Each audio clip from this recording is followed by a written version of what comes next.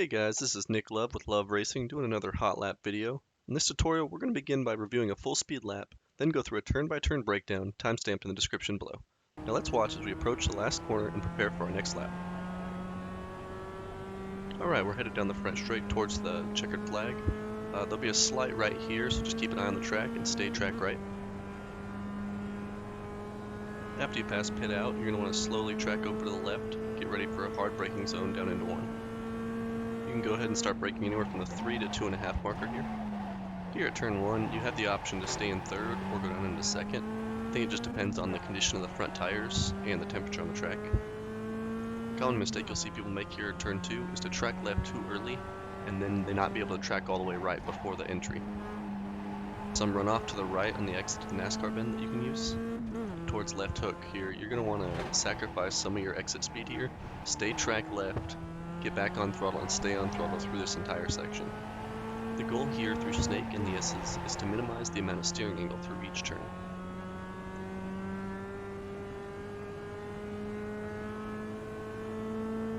There's a small access road to the right on the entry to the S's that I use for my turn-in point. I'll focus here on small inputs before the turn, get the car rotated, and then just ride the curbs all the way up. Stay right on the exit to turn 9 to position yourself correctly for southbound. Give a quick tap of the brakes and turn in early as the exit is blind. Remember, if you put a tire off here, it's very easy to get sideways into the tire wall. Heading towards Oak Tree, you can have a much higher entry speed than you expect. The exit here can either be in third or second, depending on the temperature of the track and the tire condition. That's a very easy corner to go into the dirt a little bit, if you early apex, and get a 1-times.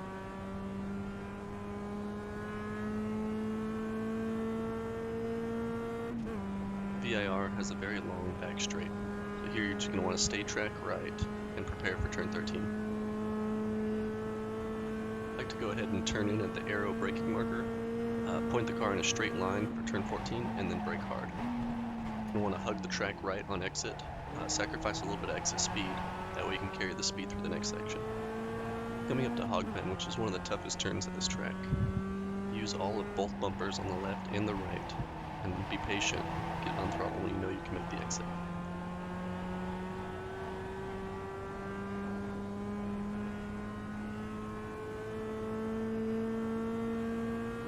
Now that we've completed our full speed lap, we're going to go into some details about each turn.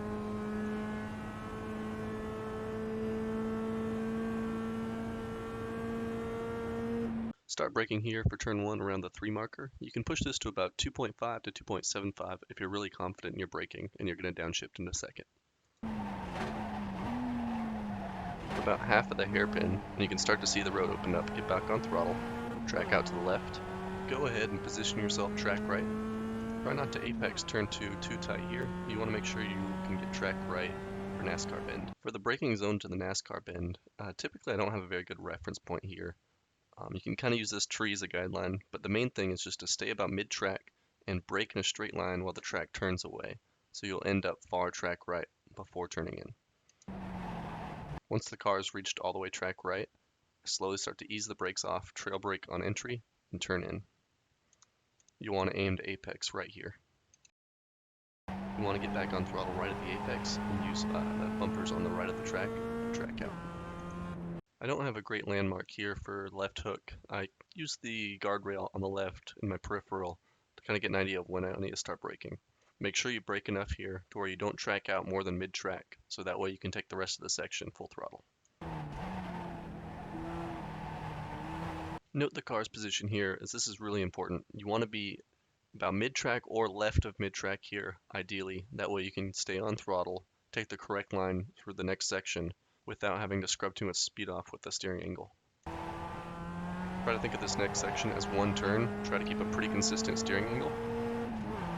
You want the car to be positioned here so that you have 2 tires all the way up on the bumpers. And you want to make a straight line between here and the next bumper so you can put 2 tires on the left side of that bumper and make this all a straight line. This will optimize your speed up the S's. For the enemy here is steering angle.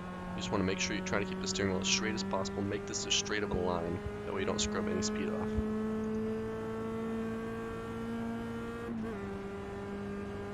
The access road here is your turn-in point.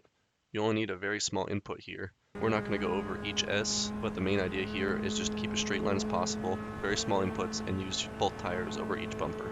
On the exit of the S's, heading towards South Bend, track right. For the braking point for South Bend, there's a small dip that's really hard to see here, but it starts about the same time that that dark patch starts.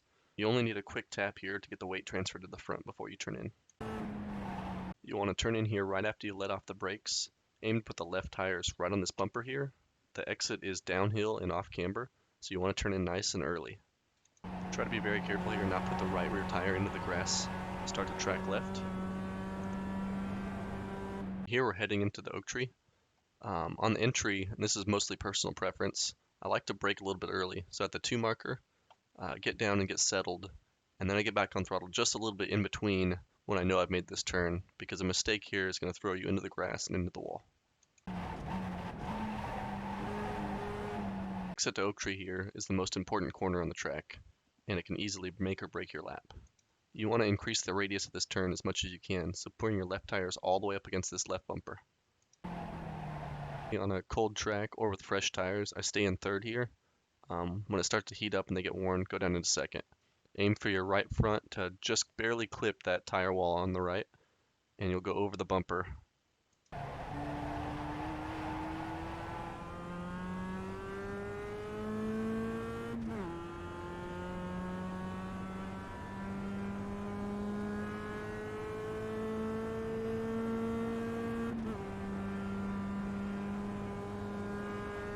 Okay, you want to stay track right here going up the hill. Prepare for roller coaster and a hard braking zone. Use the arrow marker here on the right as your turn-in point. You're able to turn the car before you start the braking zone. Once you've aimed your left tire straight at this bumper, you can begin the hard braking zone. Go ahead and use some engine braking from fourth into third. This is another one of those turns that you want to make sure you brake enough to where you can hug the right side of the track here. If you carry too much speed and track all the way left, you're going to have to end up lifting here and you're going to lose a lot of speed. Heading into Hogpen, there's rubber on the track. You're going to want to follow this arc that you see. That way you can turn in a little later and make it a straight line between these 2 bumpers. I like to go off throttle here before you run over the bumper. This gives the front end a bit more grip and allows you to turn in. It's very important here that you use all the bumper here on the left. This lets you maximize the radius when you turn right before the next bumper. Once you get 4 wheels back on the track, go ahead and start braking. This can be a pretty short application. You just need to make sure you settle the car before you turn in. You should be both off the throttle and off the brakes at this point. Here you want to aim to put your right front tires all the way on the front edge of this bumper. That means that your 2 tires will go over the grass slightly. This is really important because the load transfer to your left tires will help you get back on throttle and use all the track.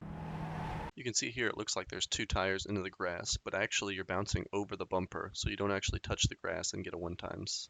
You want to get back on throttle right after you go over this bumper. You can stay on throttle throughout this whole section.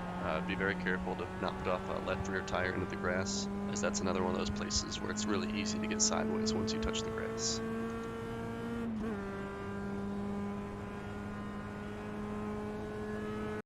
That's it for this tutorial of VIR in the NC Global MX5 Cup Car. Thank you for watching. If you like this video and you love racing, let us know and comment below. Don't forget to hit the like and subscribe button to catch the latest, and stay tuned for the next episode of Hot Laps with Love Racing.